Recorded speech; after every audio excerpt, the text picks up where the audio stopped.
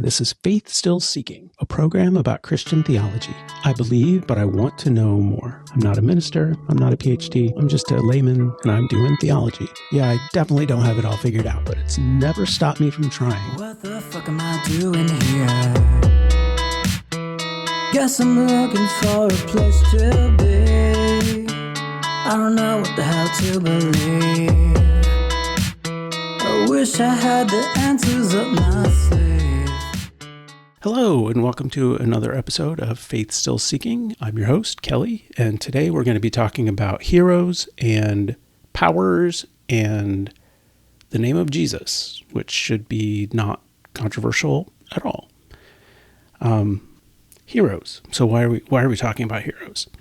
Well, I am from way back not only a person who's interested in God, a person who's interested in religion and spirituality, but also in comic books, superheroes, legendary, mythical characters that we can learn some kind of lesson from, I guess.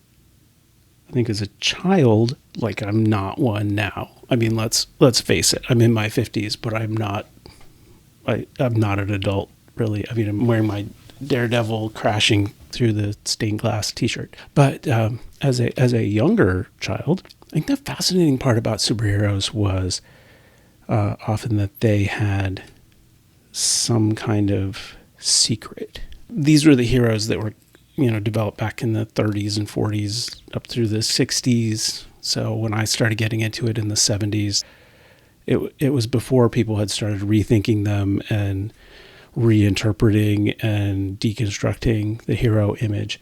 So a lot of it was pretty straightforward, where heroes, they would try to lead a normal life as a normal person and then would either remove that disguise to reveal their true hero self, or they would then put on a hero disguise so that they could go be a hero.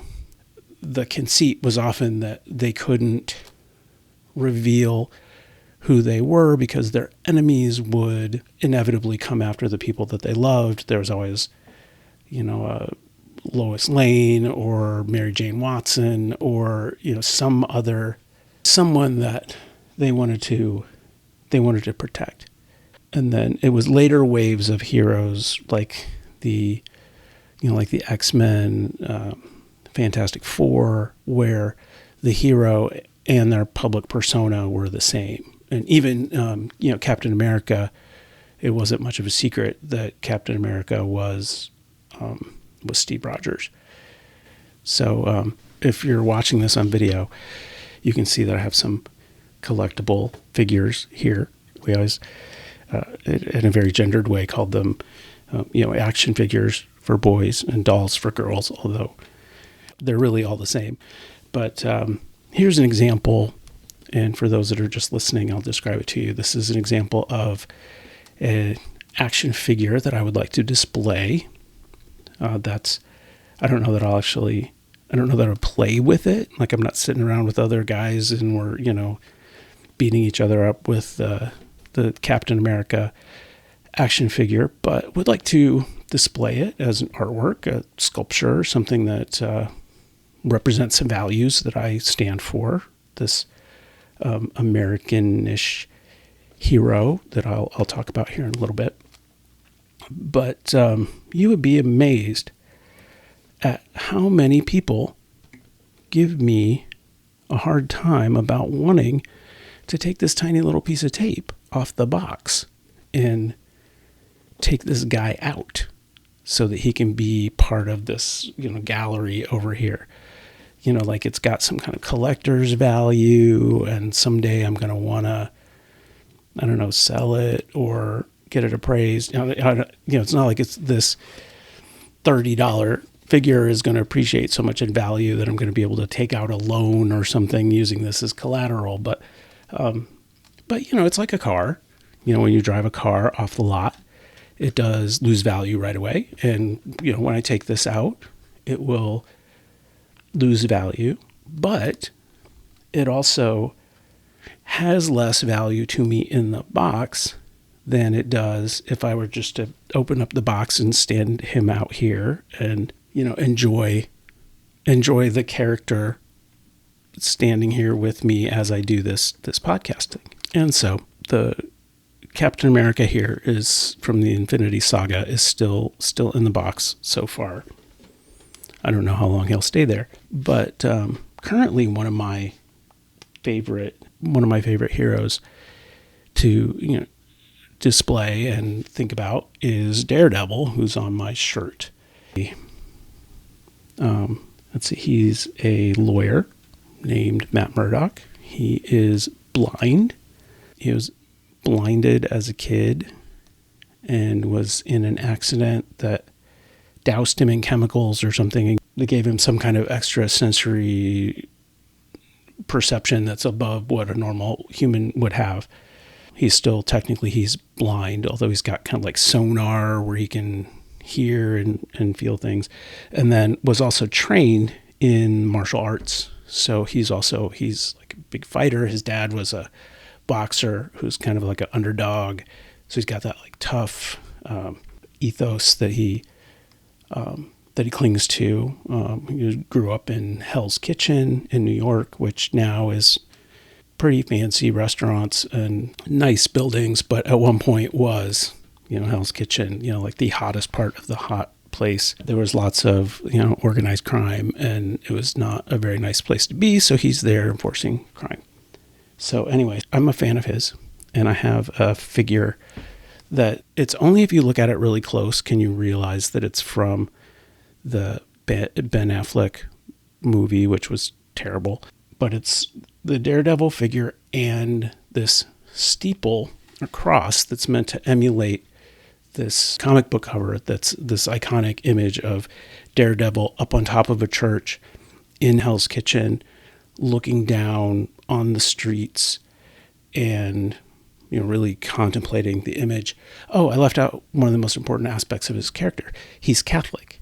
And so he is a hero who is a Christian, who has to think about his role in light of his faith.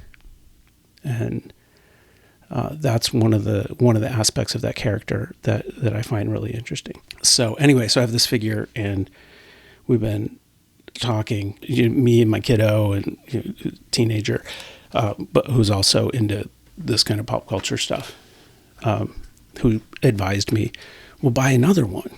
Well, it's not like I made him money, but if that's, if everybody will get off my back, I bought an extra Daredevil, and here, for those of you on video, we're going to do a little unboxing. So this one I bought, it was in the packaging, but the packaging was already open, so it wasn't me breaking the seal on the Ark of the Covenant, opening it, and, whatever terrible things will happen if you open a toy before it's time. So you can see a little bit of this picture of Daredevil hanging off this cross. And again, it was my child's idea to talk about this a little bit on the podcast, because I really wanted to put this guy up here on my little display.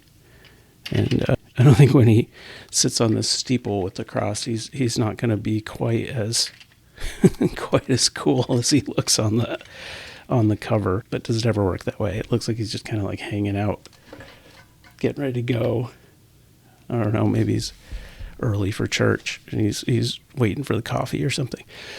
But that anybody watching this might think, wow, this is really kind of a sacrilegious scene with, some superhero hanging out on the cross. Who does he think he is? But if you know the backstory, and you know that him and his faith and talking to his priest and considering whether God's justice is enough or if it needs a little extra oomph from a vigilante on the streets, that these are all important things to think about. And think about God's justice and where human heroism comes into play. So Daredevil who also, I mean, the metaphors just keep coming, like blind.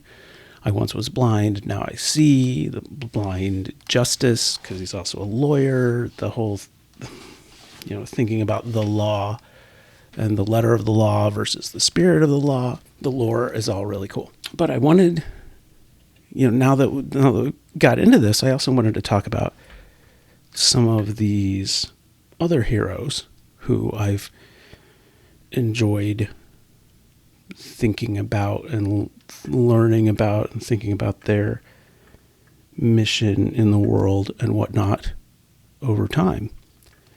This is a figure of Superman. It's a bobblehead, as you can hear it bobbling. But this is a somewhat famous image of Superman. There was a time in the 70s when the kryptonite thing had gotten out of hand. Like, the guy's got one weakness. I mean, he's super powerful.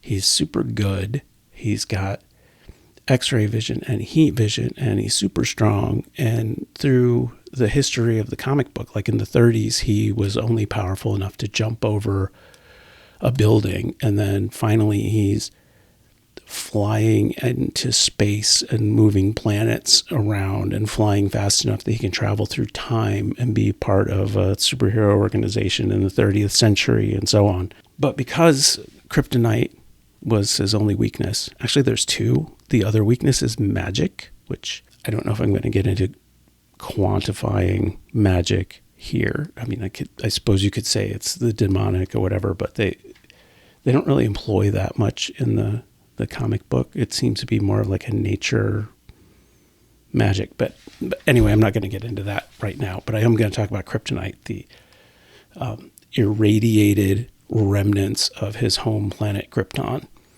That, apparently there's a really thriving black market for kryptonite on Earth. Because like every villain had it. Like apparently it was very easy to get a hold of kryptonite. So you want to beat Superman, all you got to do is get kryptonite. In fact, if you don't have kryptonite, why are you even fighting it? But there was such a proliferation of kryptonite in all these stories that at some point they just eradicated it. There was some kind of solar event that neutralized all the kryptonite on Earth so that it no longer had the effect on him. So the image that I'm thinking of is, I'm going to have to look this up. So bear with me. Oh, wow. There's a whole page on the internet dedicated to the evolution of Superman breaking chains. I love that. According to this website, it says Superman 11 in 1941 was the first front cover image depicting Superman breaking chains. And ever since, we've been seeing it on merchandise of all kinds. Yet Superman breaking chains is not something Superman has ever done. It's only something he's rarely done in any of his TV shows. But there's a whole variety of images of Superman breaking out of chains over the decades. And then this one is 1971. This is Superman issue number 233. And it says kryptonite nevermore. And so the chains are green. So he's breaking out of it. You could say that Superman's a pretty boring character because he's got so much power. How is there any real conflict? And so a lot of the conflict in previous decades has been humans kind of giving him trouble. Like, is Lois Lane in trouble? Can he save her? Or is the whole city going to be destroyed and he's going to be left behind to watch it burn because he's the only one that's going to survive? What I like about Superman is that he's got all this power and he could do a lot. He could do a lot with it. He could do terrible, awful things. He could run the entire planet if he wanted to. He could become the king of the planet. He's indestructible. He has power. And yet he doesn't. He's good. He uses his power to help other people, and often to his own detriment. Like, he doesn't spend a lot of time having fun. He's saving other people. He has to hide his super identity by becoming this nerd, Clark Kent, who writes for a living. I don't know how he has time to write and be a hero, but it is a comic book, and he does have superpowers. And there's a whole idea that Superman, came to Earth as an alien as a kid and was raised by a kindly couple out in Kansas. That's often where Smallville ends up being. It was somewhere in the American heartland. And, they infuse him with good old-fashioned kind of American Judeo-Christian values. They don't talk a lot about the religion part. In fact, I don't think they talk enough about the religion part. I think officially in canon, his family is, it's Methodist. And, I could see some kind of through line of that kind of like Wesleyan Methodist idea that people are accepted by grace and we can be pure, we can be better. Makes sense.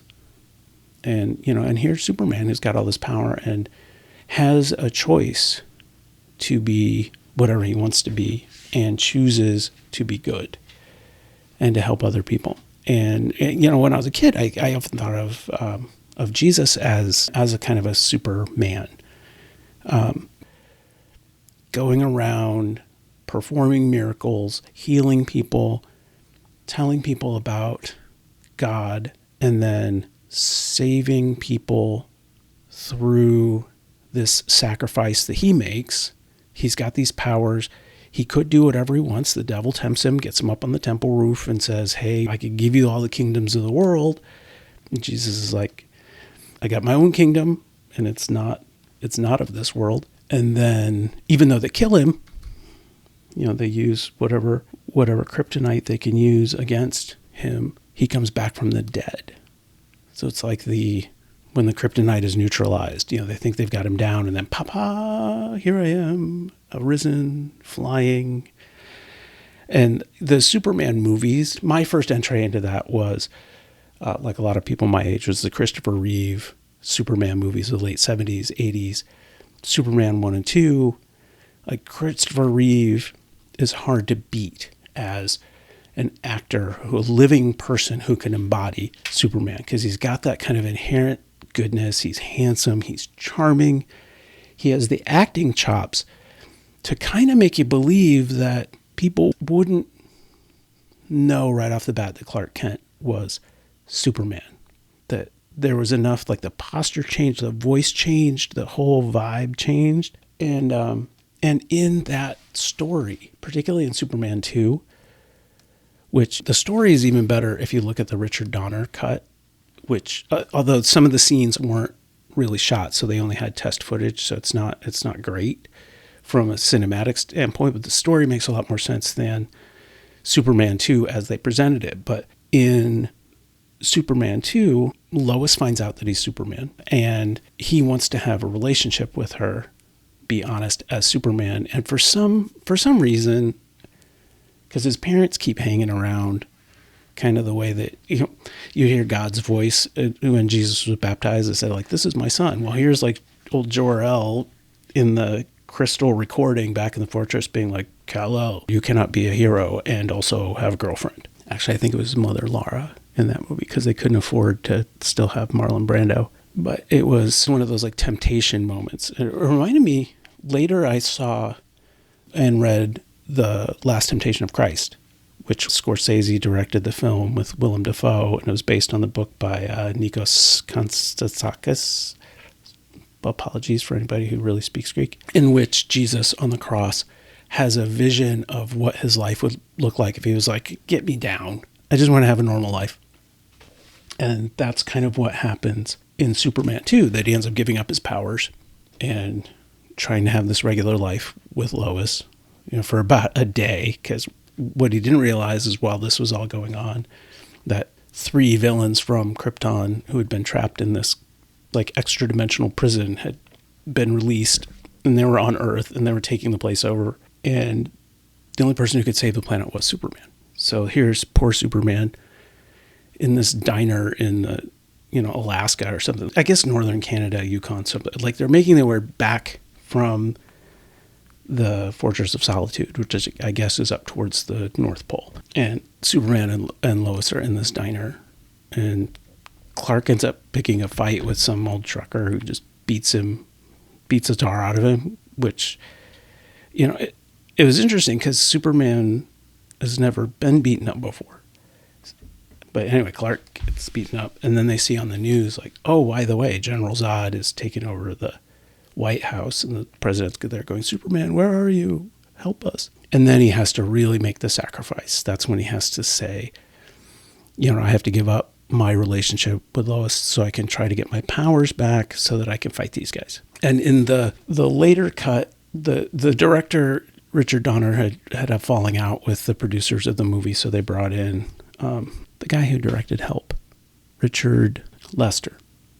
So they brought in Richard Lester, and the movie became a lot more corny and campy. But the essential elements were there. Superman having to make a sacrifice, sacrificing his chance at having a normal life so that he could save the world. And to me, that looked like a very Christ-like thing to do. I did get called out later by a friend of mine who's now a minister of a church not far from here. And it looks like she has a thriving congregation, very inclusive, very loving.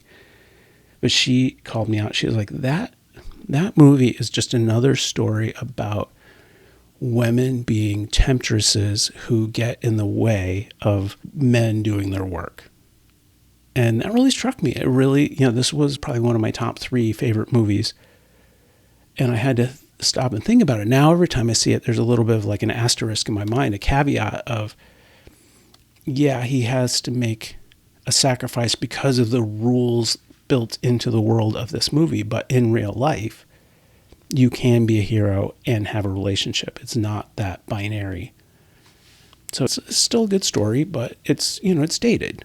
And there's this underlying misogynist thread to it, which I had never caught. I think in part because Margot Kidder's Lois Lane is so kind of tough and scrappy. And she's not like, somebody who will fall apart if she's not in a relationship with him. She can kind of stand on her own. Feels like I'm still faking it.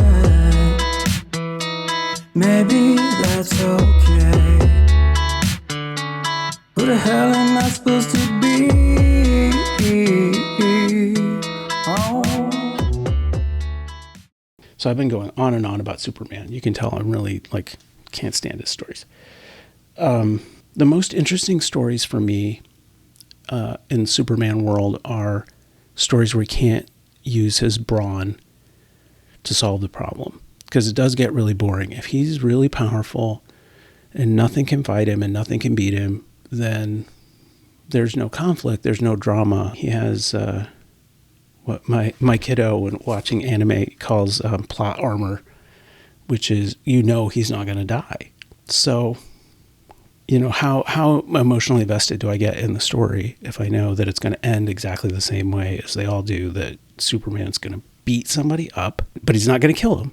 He doesn't kill him because he's that got that good moral upstanding. But sometimes you got to beat people up, and then they go to jail or whatever. And then the next week or month, it's the same story. Around the same time that Superman 2 came out, there was a comic book I got, and it was giant. They made these tabloid-size giant special issues, and I just dug it up the other day. It was only $2.99, which was a lot of money in 81, but I think that comic book's probably worth $80 or something now.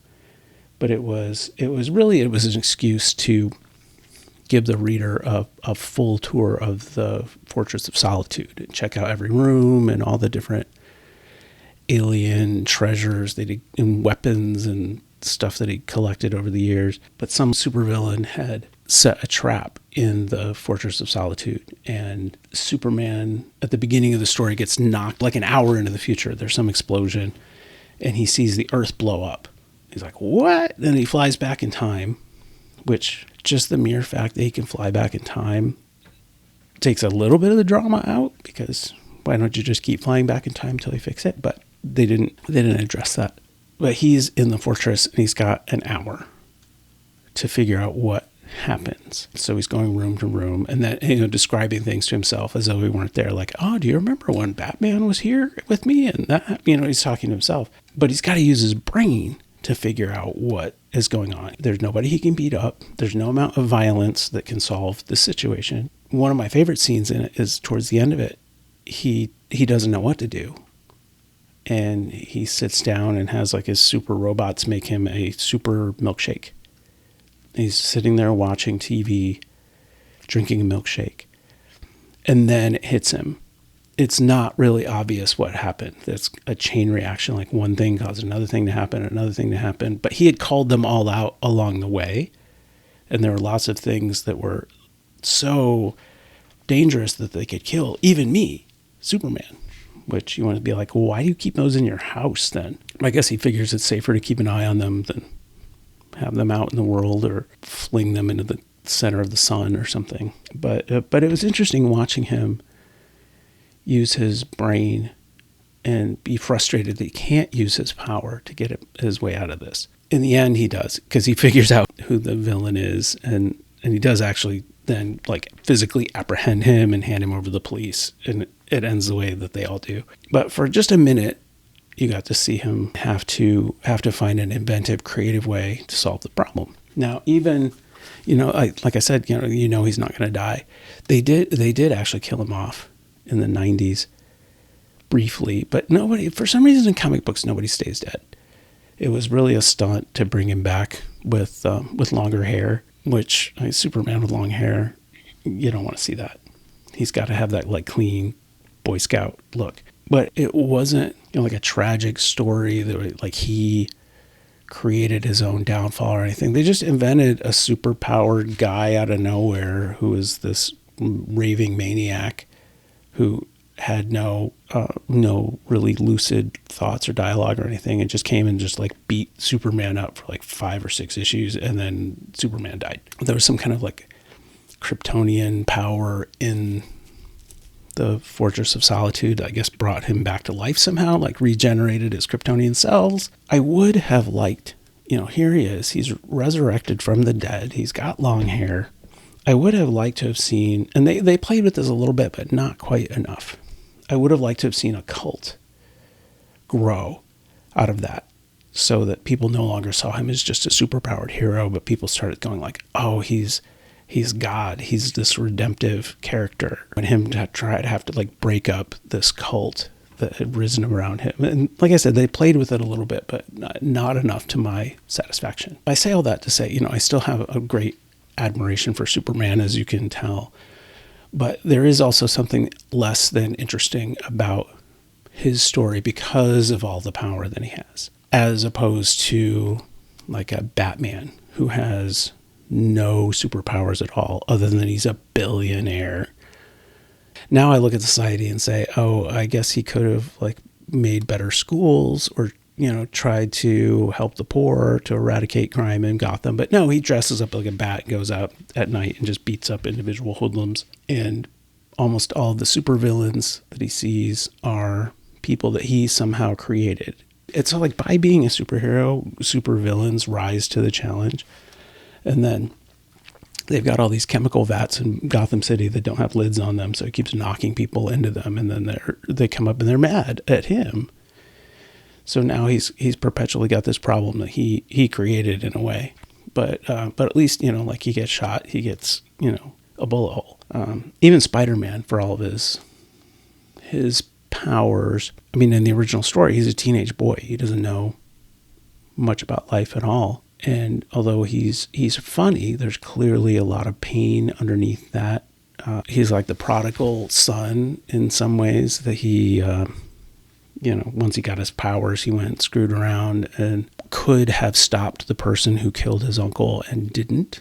And then that made him serious. Like he came back and he repented and he was like, I'm going to dedicate my life to good now because, the line, with great power comes great responsibility, blah, blah, blah. For a teenager, the idea that I might have some secret power that I can't tell anybody about, and that's why I can't have relationships, is kind of, comforting.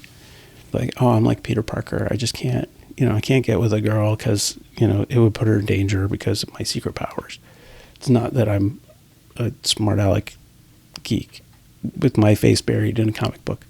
It was also about that age, and I talked about this a few episodes ago, the episode called Miracles and Bacon, which was the first time I got out of my fundamentalist evangelical milieu, and the first time that my dad took me to the charismatic church. And if I had thought about Jesus as a hero before then, like a symbolic hero, this took it to the next step, because now I saw people invoking his name, Jesus, and healing people and talking about financial miracles and talking about miracles that happened out in the world. They were on the mission trip and they got a flat tire, and all they had with them was a couple sticks of chewing gum and a can of hairspray, and somehow they managed to put the tire back together, and it lasted them through the whole off-road experience of getting back to town. And they knew that this was a miracle, and there were angels around. And some of the stories, like it's not uncommon to go to one of those churches and hear a story of like, oh yeah, I know a guy who came back from the dead, other than Jesus. And you got this like amazing music, and you're worshiping the all-powerful creator of the universe.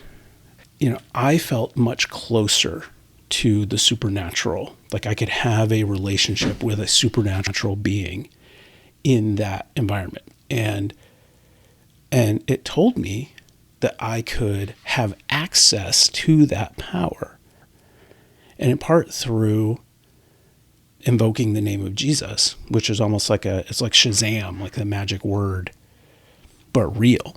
Like real villains, real demonic, supernatural villains that were fighting every day, everywhere.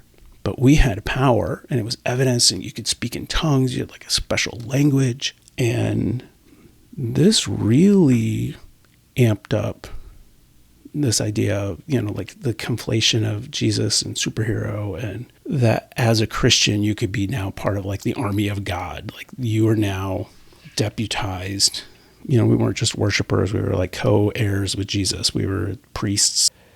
And, and Jesus said, if you have just as much faith as a mustard seed, you can move like a mountain with your faith. Like, does it get any closer to being a real superhero than that? And I have seen some miracles, and I've experienced some miracles, but I've also tried to invoke that power and not had to work. There are times that I haven't been healed.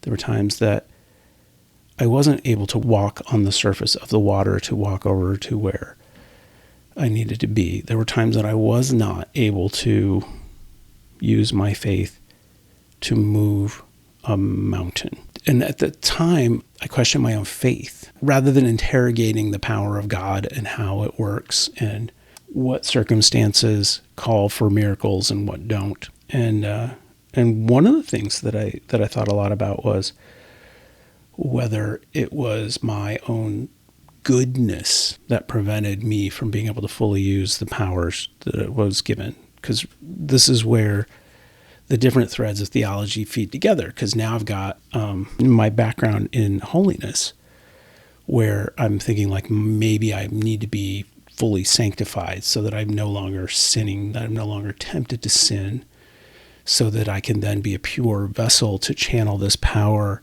from God into the world. Or I could leaven that with a little bit of Calvinism and go back and reread the first part of Romans and be like, no, you are not going to be a pure, perfect. You're not going to be Superman. You're not going to be a spiritual Superman. Salvation happens through Jesus's work saving you. Like you can be the best Jimmy Olsen you can be, but you're not going to be spiritual Superman. Or you're going to be a flawed hero, and it doesn't require your goodness. You're going to make mistakes. There was a shocking comic book in the early 70s where Spider-Man had started dating Gwen Stacy, and his nemesis, the Green Goblin, had taken her up on top of the Brooklyn Bridge. Although in the comic they called it the George Washington Bridge, I think because Stan Lee was writing it. He had lived in Washington Heights, not far from the GW Bridge. But it was, visually, you can see it's the Brooklyn Bridge. And he throws her off. And Spider-Man instinctively uses this web to catch her. And in doing so, accidentally precipitates her death. She probably would have died anyway, hitting the ground. But, he grabbed her, and it was like a whiplash kind of situation. So it was one of those things where, like, even though he had superpowers, he couldn't fix it, and he just kept going on. It didn't mean the end of his career. It didn't mean I can no longer be a hero anymore. He failed. He picked himself up. He mourned. He grieved, and eventually moved on and used that lesson to help him be a better hero in the future. Now, another hero who you see over here is my buddy, the Hulk. This is the, I guess, integrated smart Hulk. They call him, again, from the Infinity Saga.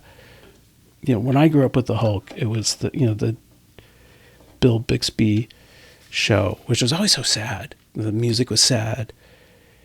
He was going from town to town, again, trying to lead a normal life. And then he had his power was a curse. And it was when he was angry, he would turn into this monster. And as a temperamental, spoiled, selfish, I could blame it on being a redhead. We do have a temper. But, I've given into my anger several times, and I've hulked out, sometimes for good reasons, sometimes not for good reasons. And in that, I sympathize with the Hulk and having to deal with these two sides of humanity. This is a little bit more Calvinist, where it's like, as a human, I am naturally depraved. There's a part of me driven to not being good. And I don't want to get totally Manichaean where it's these opposing forces or substances of good and bad.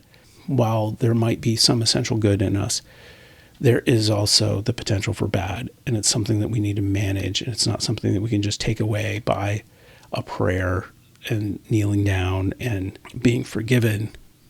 That it's work, and sin is going to emerge anyway. Like, there's always going to be something we do we're going to screw up, and sometimes it's not even going to be something that we realize. Sometimes the trying to be good is itself a sin. This kind of pride, like, I am good. It's interesting, the Hulk in this form has somehow managed to keep the brawn and the brain, that is not out of control anymore, has been able to integrate these two parts so that he can use his anger for good. He can channel it. He can channel that strength. And there's always been a sense of that in the Avengers movies. There's that great line in the first Avengers movie where, unlike other Hulks that we'd seen before then, who some external thing would happen to them and then they would be out of control without knowing it. It'd be like this rage, like road rage, or, like this deep anger that would come out, they get triggered and be like, oh man. And then they were the Hulk and they didn't even want to be. But somehow this Bruce Banner in the Avengers movie kept it under control. Like, you didn't see the Hulk as much in the Avengers. You saw a lot of Bruce Banner being smart. And Captain America asked him at some point, he's like, how do you do this? Like, how do you keep it under control? Because I thought you could only do this when you're angry. And Bruce Banner says something like, well, what my secret is that I'm always angry. And that was just so amazing, because it wasn't that he avoided his anger, that he shut it out. And, if I were going to draw an analogy to that, I would think back to, holiness Christianity, where you're trying not to sin. And it's like, I'm on a diet and I know there's a chocolate cake in the fridge. Like, if I'm trying to avoid the chocolate cake, all I'm going to think about is the chocolate cake. If I'm driven by lust and I want to keep myself chaste and I think about it in those terms, then I'm going to spend a lot of time thinking about lustful things. But the degree to which we can realize that we are not our thoughts. I know Descartes said, I think, therefore I am. And there's truth to that. Like, I'm aware. And how could I be aware if I don't exist? But our thinking, that stream of ideas that comes through our brain, isn't all necessarily something that we need to own and identify with. Because I think I get some crazy, like, intrusive, weird thoughts sometimes. And I think a lot of people do. And they don't always talk about them. Although with the advent of social media, I think more people talk about them. They're kind of funny. You're standing on top of a tall building. And it's like, what would happen if I jumped right now? Or what would happen if I pushed that person off or something? But we don't have to, most people don't have to respond to those thoughts. And if you can keep a little bit of a distance, it puts you in more of a place of control, or at least not being a slave or servant to those random errant thoughts. And I like to think that that's what Hulk did, that through some kind of meditation, he was able to be his true, authentic self, while his monkey mind just kind of swirled around, and he could watch it, but he could always access it if he needed to. Like, I can at any time grab a hold of one of those angry thoughts and run with it. But I also don't have to. If I'm on the highway and somebody cuts me off, I don't have to tailgate them for the next 10 miles and punish them and flip them off and yell at them. I can also just sit back and pray for them that they'll get to where they're going safely, because they're clearly in a big hurry and they're clearly not smart enough to get there in a way that's safe. So God, please protect them. It does something different to me. It changes my nervous system. So I got to believe it does that for the Hulk. So anyway, so he's a great example of that kind of integrated self, using your anger for the right reasons. And I already showed you Captain America, and, Chris Evans as Captain America in the Marvel movies was tremendous. He really captures that purity and innocence of, scrappy guy from Brooklyn who just wants to do his part. He wants to fight if fighting is necessary. And I didn't talk about that earlier with Superman, but he and Captain America have this in common, that they were developed around the time of World War II, when a good portion of the world had what seemed like a very clear enemy, a very clear kind of supervillain. And if any of them had ever had the idea that, like, nonviolence is the best way to be, that if there was ever a situation where it's like, okay, I think God's calling me to fight this time. I think this is the opportunity when I'm supposed to weave the cords into a whip and turn over the tables of the temple, to cleanse this place, that it's now. So you got a scrappy guy who's willing to fight, but he's got a good heart. It's not out of meanness. It's that there are bullies in the world, and sometimes the only way to take out a bully is not with nonviolence. And because of his innate goodness, he was deemed worthy of having the super soldier serum, which made him into a super-ish guy. And it was all tied very closely with the good old-fashioned American values of, particularly like the 1940s and 50s. And I think there are people who are patriots who can't imagine how I could be a patriot, because I'm much more liberal and progressive. But I love America. I'm grateful to be here. I'm grateful to be born here. I'm grateful for the opportunity that I have here.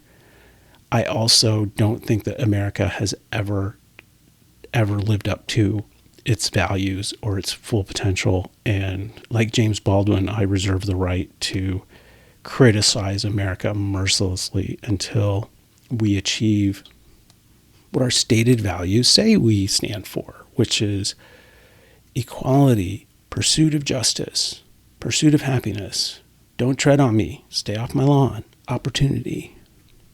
And Captain America, if you know his story, and they truncate this in the Marvel movies, they give him a different reason for this, but in the early 70s, that around the time of Watergate, in the comic book, they picked this up, and the evil organization Hydra, which had originally existed in World War II, but it now is this kind of like shadow cabal throughout the whole world, had infiltrated the U.S. government. And Steve Rogers, who at that point was like super patriot, super soldier, God and country, found out that Richard Nixon, or it was suggested in the comic book that Richard Nixon was a Hydra operative. And when he uncovers him, Steve Rogers then completely loses his faith in the American government, and for a while becomes a different character altogether. That he still uses his powers, but he's called Nomad. So he's a man without a country. So he's got all these ideals, but he's been let down. And it reflected the countercultural hangover of the 70s, like post Manson, post Watergate, and it was very cynical. Vietnam had changed the way that we think about ourselves in the world stage. And here's Captain America representing that disillusionment. And he eventually came back around, and there have been a lot of different ways that they played with Captain America over time. But the idea of like mixed feelings about patriotism really appeals to me, that you can love your country, but also think about it and criticize it and be disappointed and fight for it to be better. And so that's why I got Steve Rogers here, and maybe I will take him out of the box at some point. Don't know what I'm looking for, but I'm feeling better now. Got something to avow. I'm sick of the same shit. I'm moving on now. I guess I found some kind of purpose. So then that brings me around back to our friend Daredevil here, who, he's another one who's working within a system. By day, he wants to trust the legal system to prosecute criminals, to execute justice. He goes to church. He goes to confession. He thinks about sin. He thinks about forgiveness. He thinks about grace. He thinks about retribution of God's justice. But he also can see around him that for whatever reasons, God is taking God's time in doing this. And whether that's, God has a bigger plan, God has other stuff he's doing, God isn't as powerful as we thought he was, or his power is somehow contingent on our doing some part of it. Like the process theologians talk about, our creative cooperation with God. So then he's got to go out into the streets, he feels, to protect people, to keep his neighborhood safe. He is committing acts of violence, but unlike, say, the Punisher's like, the law is not going to do this. I'm going to take the law into my own hands, which is also why I find it really irksome every time I see a car or truck on the highway that's got the Punisher logo with like a blue stripe through it, because it seems like what they're saying is, I support police brutality and I support police who operate without oversight, because the law itself isn't enough to mete out justice. So I support the police acting like Frank Castle, the Punisher, and taking justice into their own hands. And I don't support that. Meanwhile, Daredevil, who is a close, like a frenemy with Punisher, he works within the system, but then at night he goes out and beats people up, and then he feels bad about it, but he can't stop. And to me, I find that cycle that interesting. Like, it never settles. There's never a point where it settles in and says, okay, I'm now going to completely trust the system and never take the law into my own hands. But he also doesn't say, I completely distrust the system and I'm only going to take the law into my own hands. It's this dynamic tension, which is, that's real life, right? They try to force us into these boxes to say, I either stand for what this political party stands for or what this political party stands for. I either stand for war, just war or I don't. I am either a patriot or I hate America. I either think America should be totally Christian or I think God should be cut out of public life. And none of those stances are realistic human stances. We're all a little bit more complex, and these ideals are at war within us or in dynamic tension all the time. And if we're thoughtful, we work through these and continue to seek grace or forgiveness when we do something that's outside of our values, continue to try to slowly become more holy, more perfect, more sanctified by adhering more closely to our values as we understand them, and continuing to keep an open mind to learn new things when we don't know, let go of our sense of certainty and be like, oh man, I guess I didn't know that. And, and those are some of the lessons to learn from these heroes.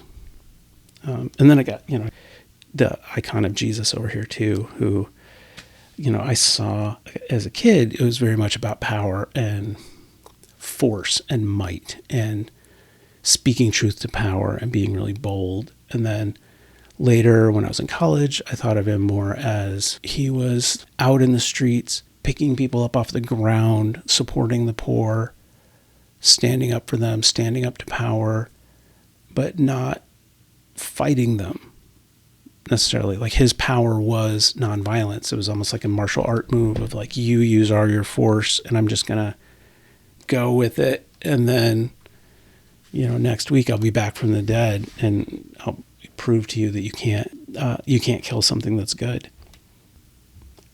Like I said, there was the notion of Jesus's name being a source of power, almost like an incantation, like hocus pocus, which comes from the legend I heard is that it comes from the Latin hocus corpus, which is, this is my body, that people go into church and they see them breaking the bread and be like, hocus corpus, and they'd be like, oh, magic, they're turning bread into flesh. That's like hocus pocus.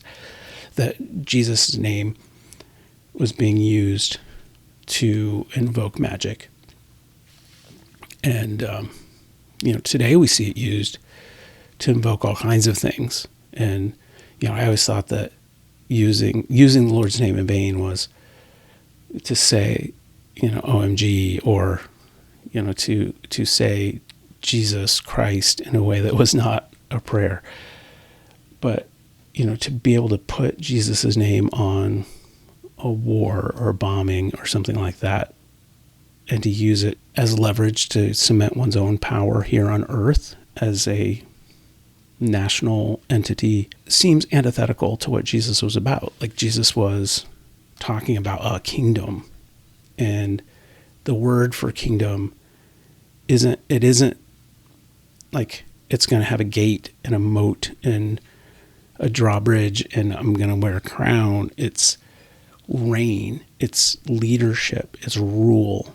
Like it's going to be under my authority, under my rule, but it's not necessarily like human kings. And speaking of kings, I'm on the no kings side, by the way. We're coming up on July 4th, and I definitely support the American idea of avoiding kings, just as we've been doing since 1776. I don't think any humans are fit to rule without scrutiny. But I learned something, and maybe I'll do a whole show about this sometime soon, but I did learn something about the name of Jesus this week, which I've studied the Bible my whole life, and I never knew this.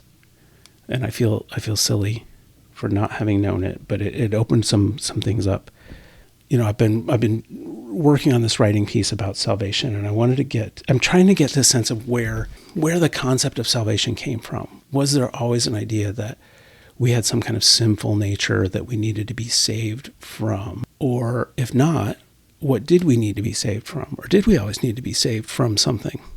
And the more research that I do, the more I look into the Hebrew Bible, they talk about salvation in terms of being saved by God from a particular danger. That salvation is from an army, or salvation is from a flood, or salvation is from a famine. That it's not the very advanced idea of you have sin, therefore you're sentenced to hell, and you have to be saved from this justice that is saying that you have to go to hell. The Encyclopedia Britannica definition of salvation is very much escaping the consequences of one's sin, which is definitely filtered through Christian theology.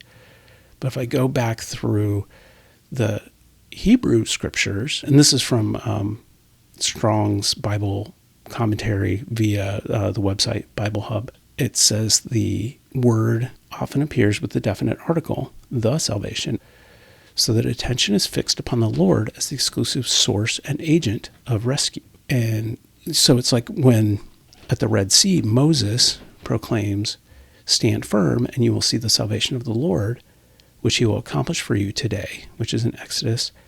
Salvation here is public, historical, and undeniable. It's the parting of the Red Sea. We're escaping. It's a kind of a Superman type of thing, which is interesting when you think about, there are people who think about Superman as a Jesus figure. Superman's actually kind of a Moses figure. Like, he gets put in the little vessel that floats downstream, but is really floating through space, gets adopted, liberates his people. Anyway, it's in the Old Testament or the Hebrew Bible that salvation is often rescue. It's only later, and we talked about this a little in the last episode, about the definition of salvation changing between the end of when the Old Testament was written and the beginning of the New Testament, to start to become a little bit more supernatural, a little bit more about righteousness, that it was being saved from the judgment of Gehenna. And that's from the Talmud, that collection of commentaries from different rabbis during that time. But in the Old Testament, salvation isn't necessarily the same as atonement, which atonement is having your relationship with the Lord restored or reinstated after some kind of sin has broken that relationship. In the New Testament particularly, those two get kind of merged, salvation and atonement. But this is not the surprising, shocking idea. I knew that Jesus' real name wasn't Jesus, that it was Yeshua, or some version of that. It's basically the name Joshua. And I had always heard, you hear name meanings, like my name ostensibly means warrior, or there's some other versions that say that it means bright-headed or frequenter of churches. So bright-headed, angry, fighting frequenter of churches, I'll take that. But I was always told that the name Joshua means God saves, or God is my salvation. Okay, that's cool. That makes sense. But I was reading the Hebrew word for salvation is Yeshua, which means salvation, deliverance, victory, or help. Now, why does this sound shocking?